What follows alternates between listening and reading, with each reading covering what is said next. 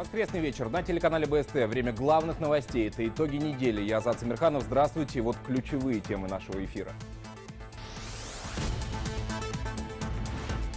Уфимское метро. Перехватывать те потоки пассажиров, откуда идут, вот Сипайлова, со стороны Блюхера.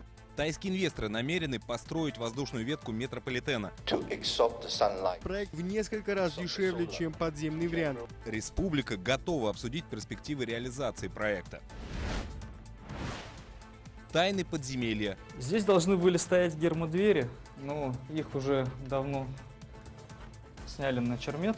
В Уфе упраздняют бомбоубежище, где теперь укрываться на случай тревоги и что хранится в бункерах телецентра. Переносная радиометрическая лаборатория. С ее помощью можно измерить уровень радиации снаружи. Кверху брюхом. Происходит вот такой замор рыбы. Рыба дохнет, рыбе дышать нечем. В Чешминском районе на реке Калмашка гибнет рыба. Ну, что-то попало в воду. Или браконьера электроудочкой. Образцы воды уже отправили на экспертизу, а местные жители негодуют. Лед залили, отпуск завершили. Я слышал очень много позитивных вещей о городе и команде. Здесь все профессионалы. Салават Юлаев возобновил тренировки перед новым сезоном. Как команда встретила новичков, что нарисовано на шлеме Юхи Мецелы, и как болельщики готовятся к играм на Уфа-арене. Мы соскучились по Салавату Юлаеву.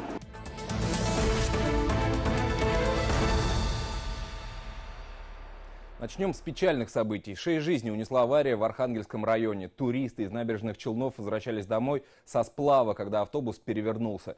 Следственный комитет возбудил уголовное дело. Почти сразу был задержан водитель. На днях его арестовали. А в компании перевозчика прошла выемка документации. Действиям ответственных лиц дадут правовую оценку. Ночью на месте ДТП и в больнице, куда доставляли пострадавших, работала наша съемочная группа. Подробности в материале итогов недели. В суде он прятал лицо от телекамер. Еще вчера Азат Загиров был рядовым водителем. Сегодня основной фигурант уголовного дела. Поначалу 33-летний мужчина был немногословен, но под конец заседания не выдержал и заплакал. Перед родственниками хотел бы принести свои извинения. То, что так произошло. Тут я у них прошу прощения. Тошноты будто нет, голова не болит. Смотрите сюда. Смотрим сюда.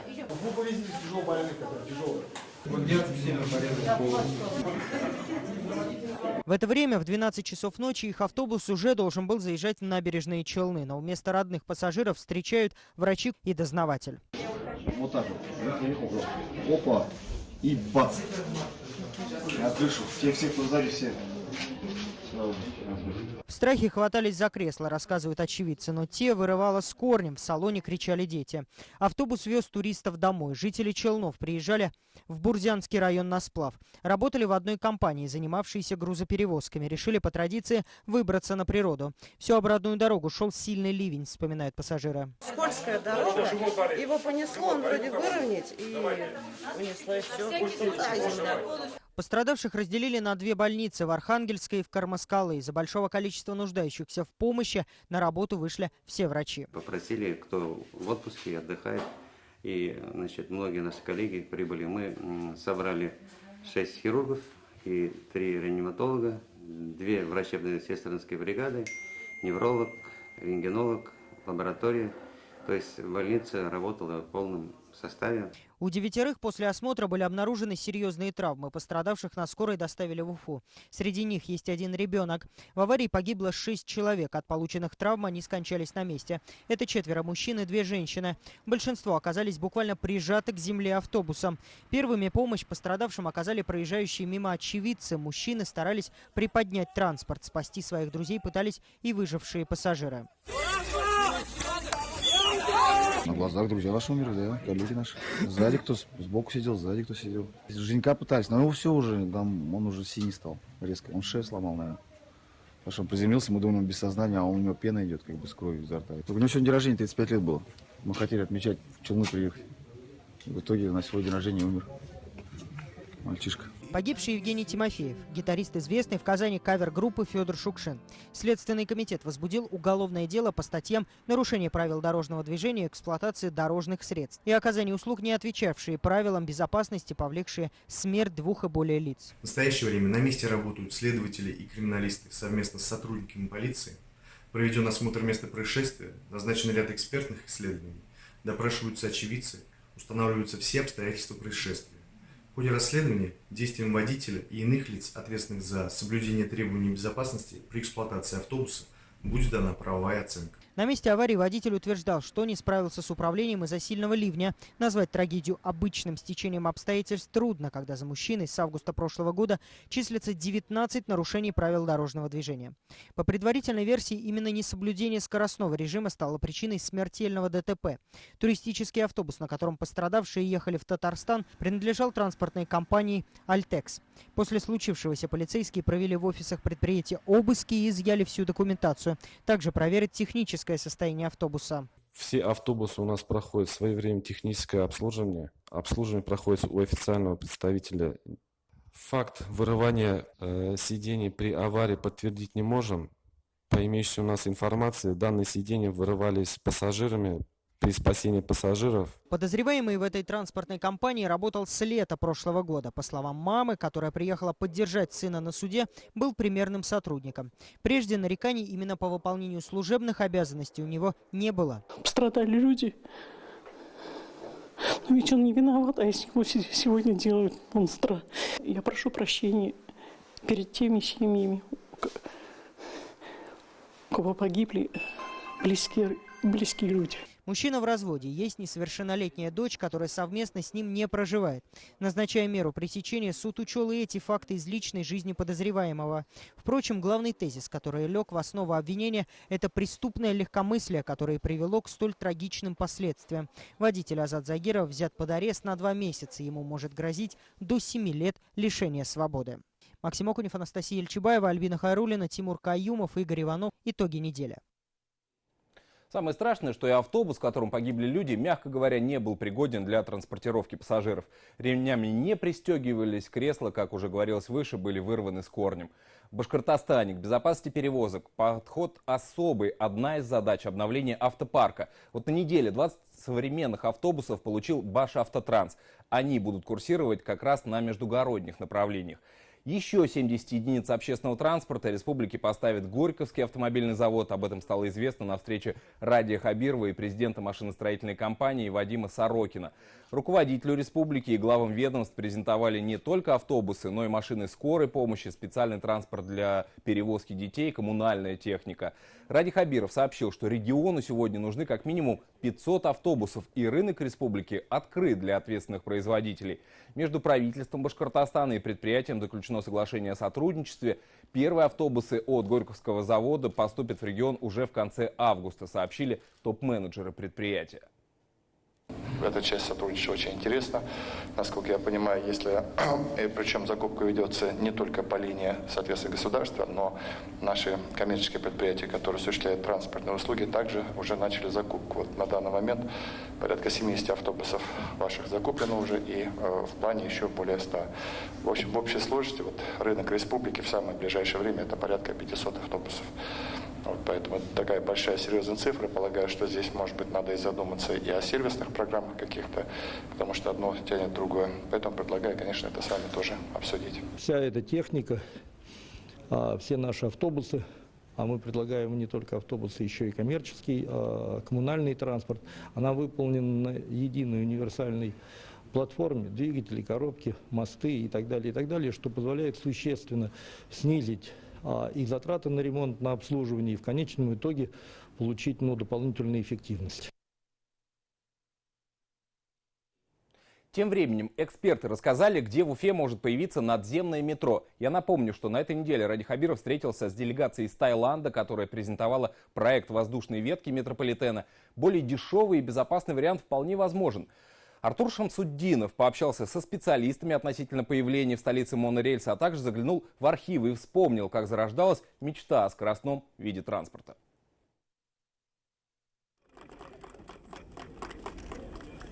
Май 1996 года. Редкие архивные кадры. Первый президент Российской Федерации закладывает камень в строительство Уфимского метрополитена. Тогда этот проект называли «Стройкой века», которой, однако, дальше формальной церемонии не суждено было осуществиться. Работы по прокладке тоннелей начались, но далеко не ушли. Проект заморозили, а потом и вовсе закрыли. За считанные минуты доехать из одного конца города в другой – мечта любого уфимца. Не исключено, что в скором времени она будет реализована. В столице Башкортостана может появиться надземный аналог метрополитена. В отличие от подземки, поезда будут разъезжать на монорельсах, проложенных на эстакаде. В разы дешевле, экологически безопаснее и гораздо проще в плане реализации. Проект воздушного метро презентовали на встрече с Радием Хабировым таиландские делегаты. Для того, чтобы построить одну ветку такого метрополитена, потребуется всего около 2 лет. Для сравнения, на подземку ушло бы не менее 10. И это только по самым скромным подсчетам.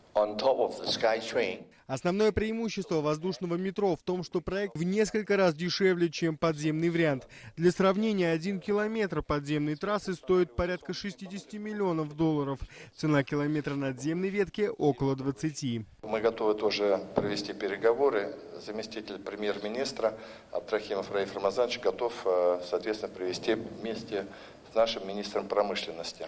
Впервые о строительстве метро в Уфе заговорили еще в 70-е годы. К началу 90-х архитекторы уже спроектировали несколько станций. Предполагалось, что начало ветки будет заложено в районе дворца УМПО в Черниковке.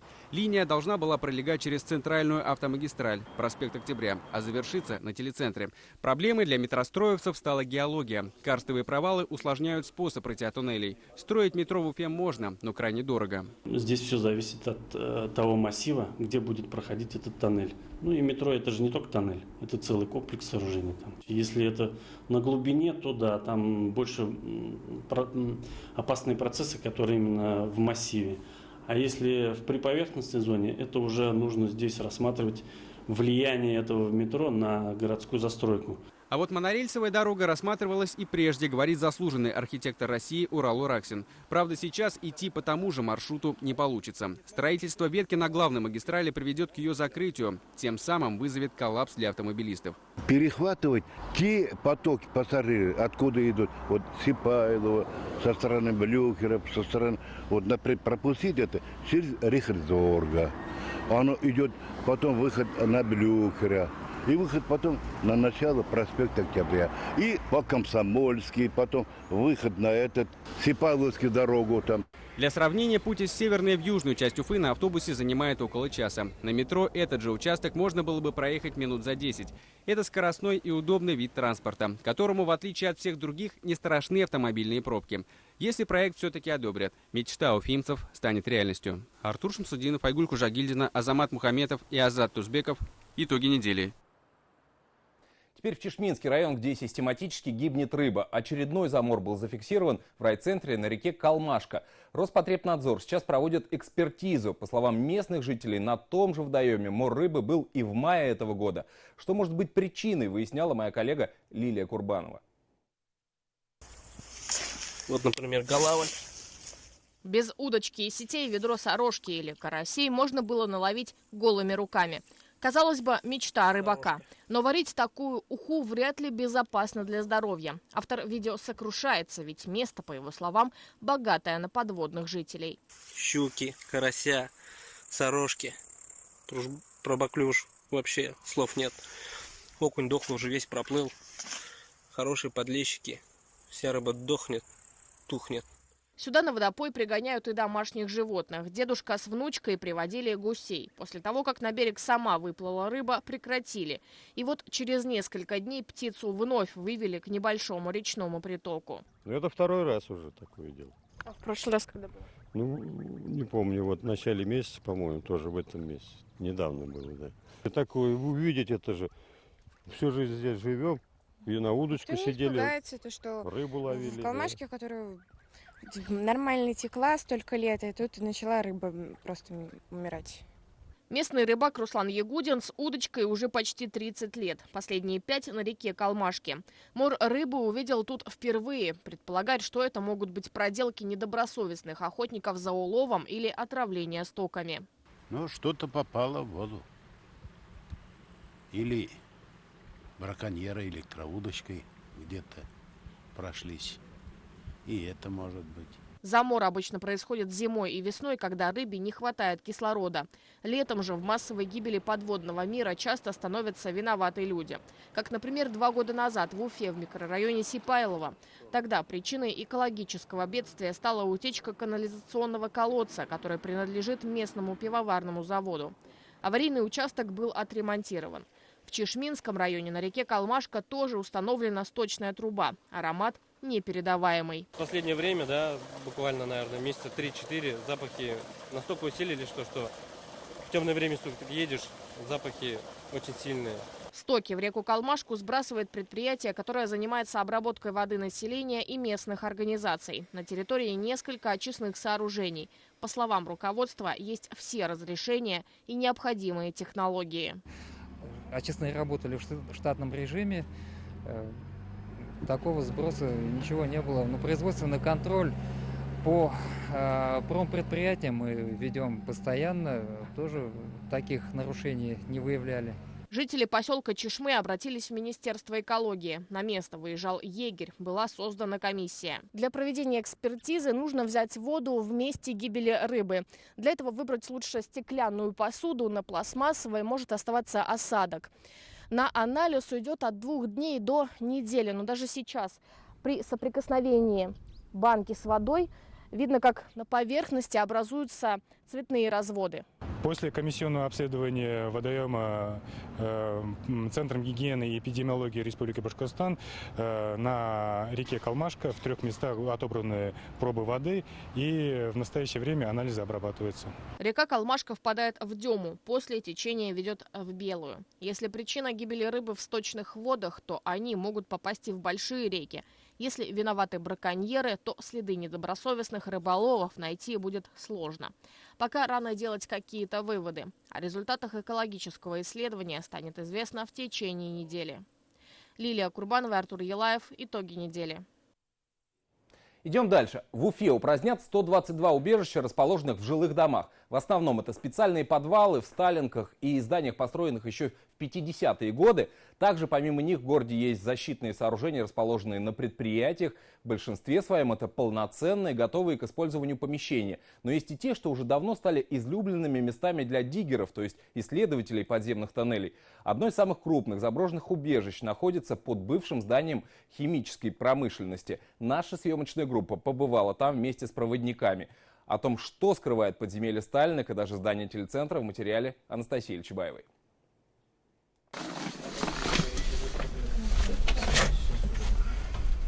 Сюда редко попадают через дверь, заколочены. Диггеры привыкли забираться по вентиляционной шахте. Этим путем ведут и нас. Первое, что бросается в глаза – советские плакаты. Едва ли не единственное, что не растащили мародеры. Среди них наследие холодной войны. Памятка средства вражеского нападения. Все с маркировкой «Армии США». Есть кто коллекционирует, но здесь состояние уже такое, что это никому в коллекцию никакую не подойдет. Здесь должны были стоять гермодвери, но их уже давно сняли на чермет. Вот проводку, наверное, только не сняли, потому что она либо металлическая, либо алюминиевая. Убежище после того, когда завод начали закрывать, стали использовать просто как склады. Еще одна табличка с надписью «Убежище». Ну, она уже совсем проржавевшая, ничего не видно на ней. Все сыпалось.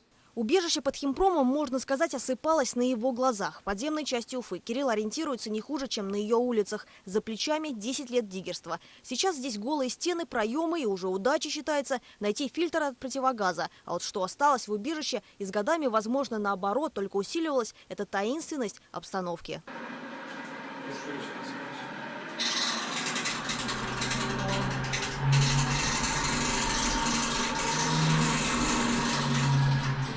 Звук, заставляющий насторожиться, исходит от вполне безобидного механизма. Воздух в подвальное помещение должен закачивать этот аппарат. Предполагалось, что мотор будет работать от электричества, но в случае поломки его можно было запустить вручную. В ближайшее время убежище будет списано за ненадобностью и утилизировано. Еще 122 помещения в жилых домах скоро упразднят. Они никуда не денутся, поменяется лишь их статус на бумаге, так как уже давно с убежищем эти подвалы связывает разве что название. Соответствующего обустройства здесь нет, но оно уже и не требуется. В связи с изменением законодательства Российской Федерации мы были вынуждены перевести данное встроенное убежище в разряд укрытий.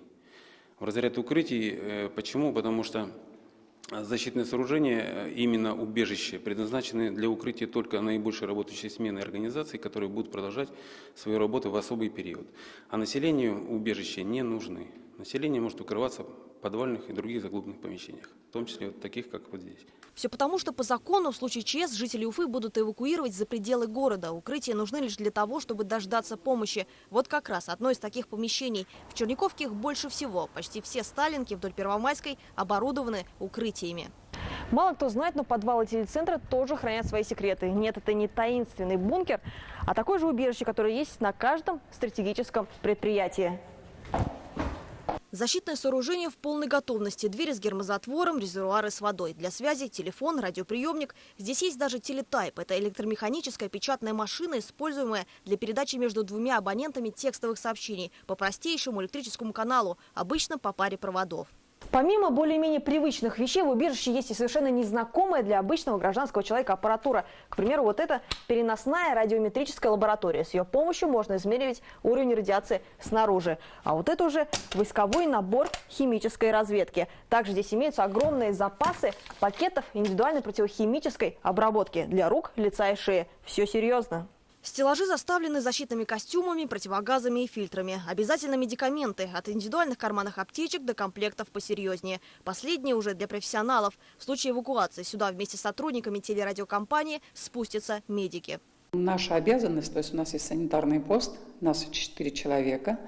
Мы приходим, переодеваемся, берем свои сумки с медикаментами, с растворами. У нас есть еще одна коробка КИМАГС, где у нас есть раствор для переливания в случае таких случаев, если есть отравление, если есть тяжелые случаи. Не так давно после проверки убежище телецентра признали одним из лучших в Уфе, в случае чего в нем можно будет переждать опасность. А в дальнейшем телерадиокомпания будет эвакуирована для того, чтобы продолжить информировать граждан даже во время ЧС. Но несмотря на готовность защитных укрытий, хочется верить, что они все-таки никогда не пригодятся. Анастасия Ильчебаева, Булат Садриев, Роберт Давлетбирдин. Итоги недели. Время экспортировать. На международном форуме, прошедшем на неделе в Уфе, обсудили, как местным производителям выйти на иностранные рынки. Участниками мероприятия стали более 300 делегатов из России, ближнего и дальнего зарубежья. Особый интерес проявили представители малого бизнеса, которым государство субсидирует затраты на экспорт товаров до 1 миллиона рублей. О том, что мы продаем за границу и как наращивать экспортный потенциал, знает Азат Садриев. Автоматические пробоотборники входят в урожай семечек, словно земляные буры. Уже в лаборатории за считанные секунды специалисты проверяют уровень масличности и, если все в норме, отправляют сырье на дальнейшее производство. Мощность Чешминского маслоэкстракционного завода – 1000 тонн готовой продукции в сутки. И это не считая высокопротеинового шрота, ценного кормового продукта в животноводстве и птицеводстве. За рубеж также уходит почти все рапсовое масло. В Европе башкирское качество оценили производители биодизеля. Приходилось участвовать на выставках, выезжать, приглашать сюда наших контрагентов. И они видели, что это за производство, что это очень здесь серьезные отношения, серьезные люди. Поэтому с ними нам легко. И вот последняя была международная конференция масложировая. Мы опять там встречались с нашими потребителями со стран Прибалтики, дальнего ближнего зарубежья. И то есть были подписаны новые контракты.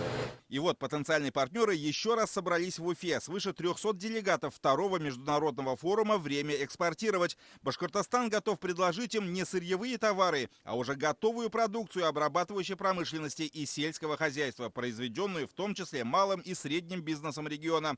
Одним из стимулов для предпринимателей транспортировать свои товары за рубеж является компенсация затрат на перевозку. Поддержка может достигать 1 миллиона рублей. По итогам первого полугодия рост количества субъектов малого и среднего бизнеса в республике такой, что он уже за первое полугодие превзошел вообще весь рост прошлого года. Понимаете, да? Мы в 2 раза растем. Причем, что интересно, основной рост произошел во втором квартале. Несколько республиканских компаний уже получили субсидии на транспортировку товаров за рубеж. Среди них Туймазинский техуглерод. Конкуренция на международном рынке технического углерода более чем серьезная. И любой сбой в логистике грозит потерями.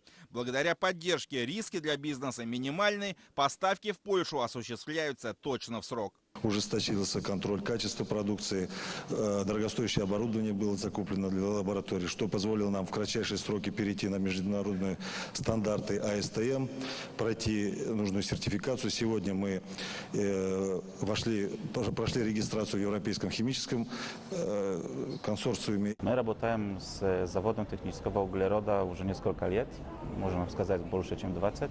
Мы его просто поставляем на заводы, резиновые заводы не только в Польше, в Евросоюзе, во всех странах Евросоюза, а тоже и в мире. Ну, на мировые предприятия. Поставляем или точно на шинные заводы.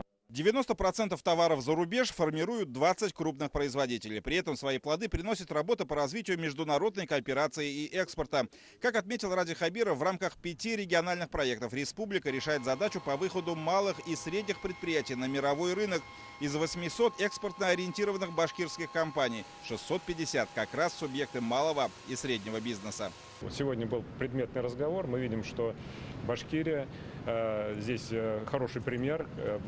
Республика вошла в наш пилотный набор субъектов, кто реализует региональный экспортный стандарт.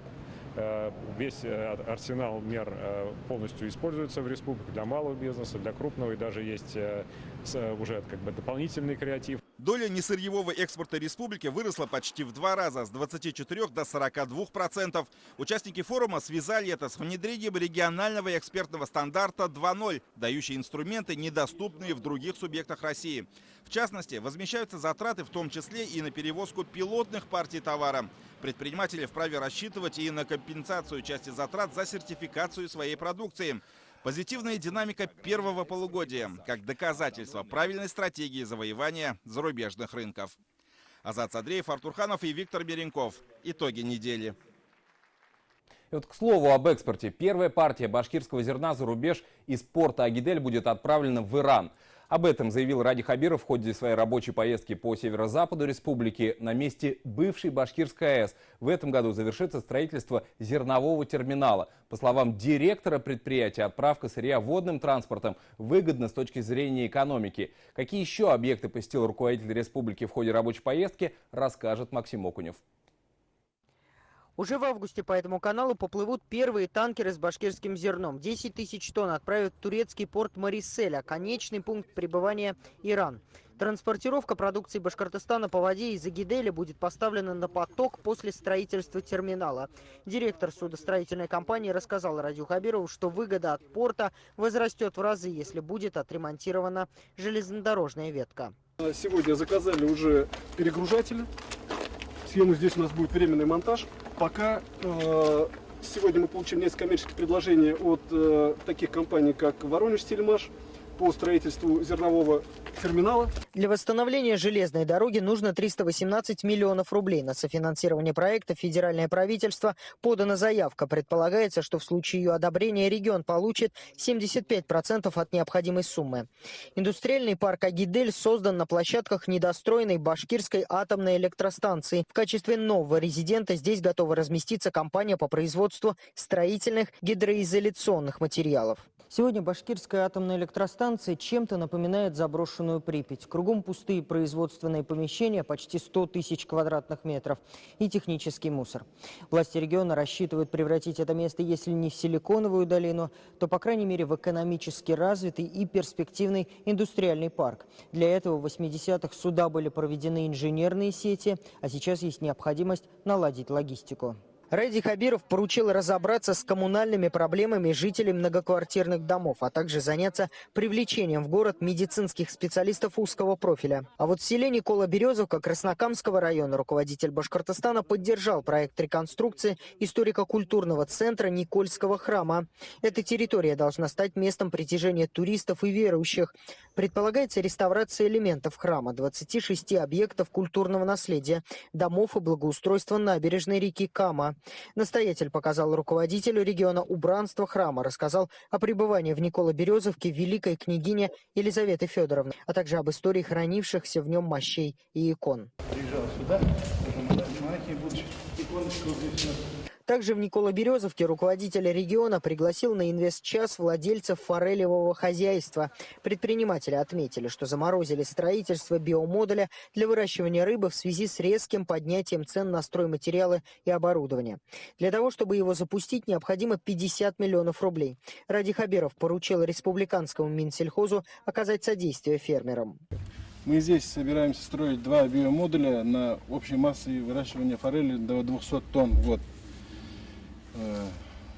Строим уже довольно-таки давно, своих финансов не хватает, тяжелая ситуация в жизни. Сейчас обратились к Радию Хабирову с помощью, чтобы их достроить. Поддержать проект расширения со стороны регионального фонда Ради Хабиров предложил на тепличном комбинате в Янаульском районе. Здесь запланировано строительство блока на 20 гектарах. Первый этап будет реализован в 2020 году. Сумма инвестиций – 170 миллионов рублей. А шмелей покупаете? Или это пчелы? Это шмели покупные, это монотонат. А где покупаете? Россия. Воронеж. Воронеж, Бамбуби, да. А пчелы свои. Там у нас ульи, да, мы в конце марта их выносим уже на гектары. В Янауле в одном из дворов жители попросили отремонтировать детскую площадку и фасады домов. Ради Хабиров также ознакомился с благоустройством парка железнодорожников, где 1 сентября заработает новый фонтан. Максим Окунев, Артур Ханов, Виктор Миренков. Итоги недели. Совсем скоро стартует новый хоккейный сезон. Игроки Салавата Юлаева уже вышли из отпуска. Хоккеисты прошли медосмотры и провели несколько тренировок на домашней Уфа-арене. Сейчас команда уже находится в Финляндии, где пройдет первый сбор в рамках межсезонья. Состав коллектива, который добрался до финала конференции в прошлом чемпионате, изменился незначительно. Как проходит для юлаевцев предсезонка? Ответ попытается найти Артем Котишев.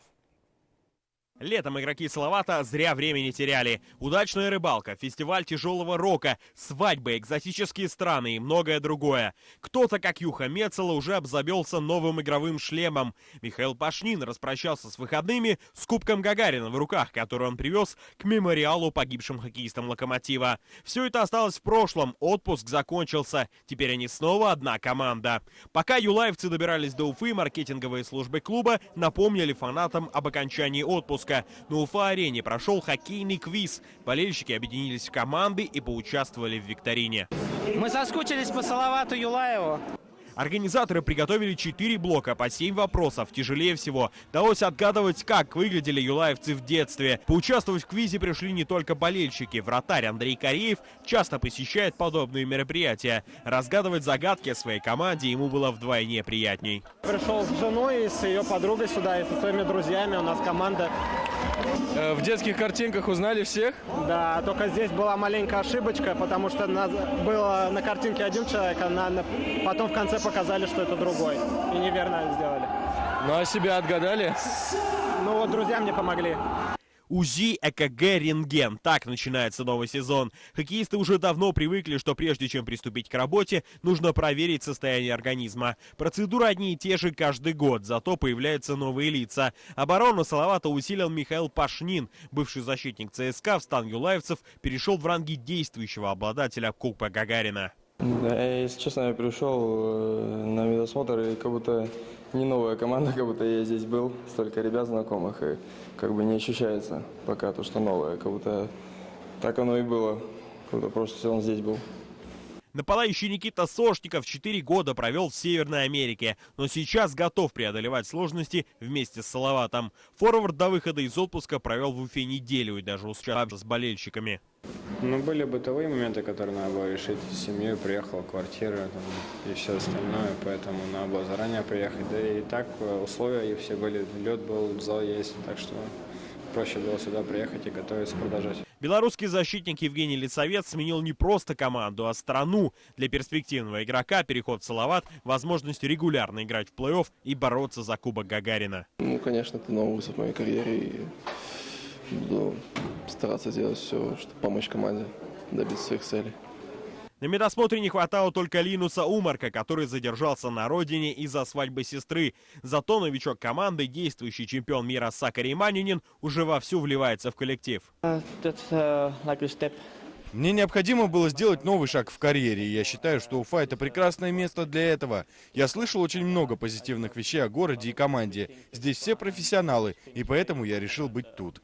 Главный герой весеннего плей-офф летом продлил контракт с Салаватом. Юха Мецела подписал договор на 3 года. Ему предстоит работать с новым тренером вратарей Йоном Эмоном. Посмотрим, что будет. Мы никогда не работали вместе, но я думаю, что он хороший парень, и мы найдем над чем потрудиться. Надеюсь, это позволит мне сделать шаг вперед.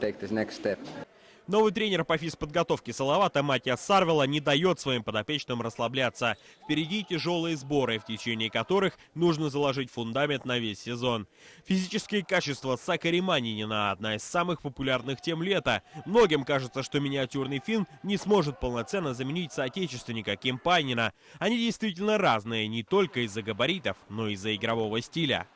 Но думаем, что они должны поиграть побыстрее, потому что у Манина побольше скорости, чем у Кимпайнена.